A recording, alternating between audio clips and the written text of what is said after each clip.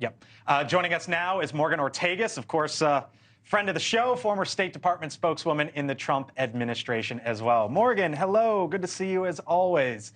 This foreign aid package going nowhere in the House. We just heard a little bit there from the congressman. And I wonder, Morgan, if you think it's the wrong move for House Republicans to just let this thing go by the wayside.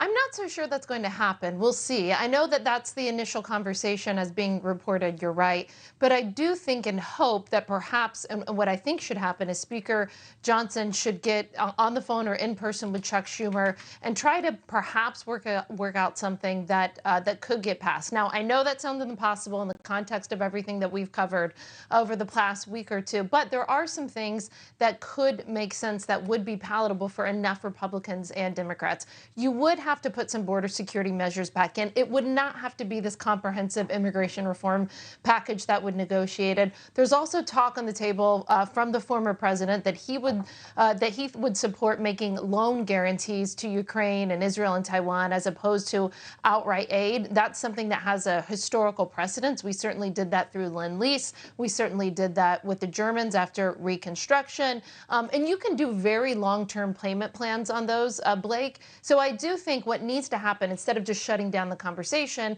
is that I hope the Speaker and others will try to come to the table with new provisions that would strengthen the supplemental and make it more palatable to both sides.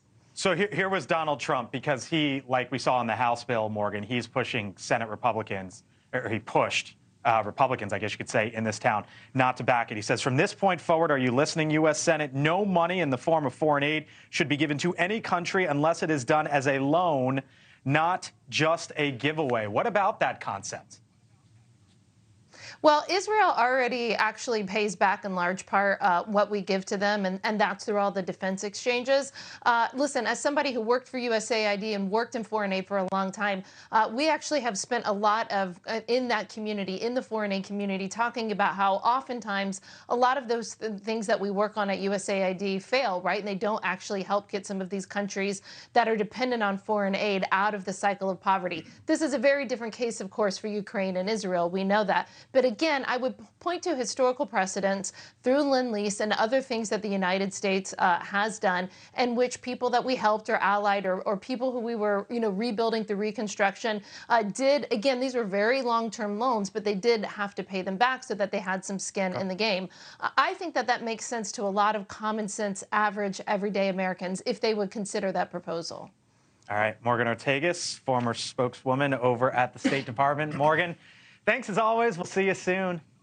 Thank you for watching. And make sure you go to joinnn.com to find NewsNation on your television provider. And don't forget to click the red subscribe button below to get more of NewsNation's fact-driven, unbiased coverage.